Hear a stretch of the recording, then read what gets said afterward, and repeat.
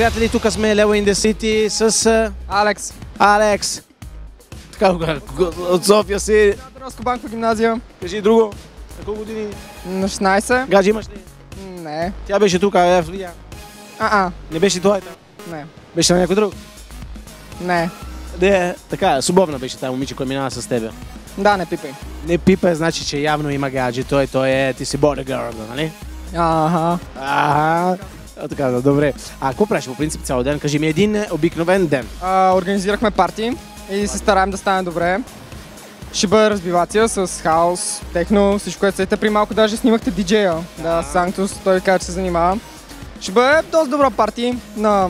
Много добра организация, между другото. Не, да направиш, няма никакво проблем, защото талентивна хора, името не може да ска, обаче да има талент така. На колко години си казваш?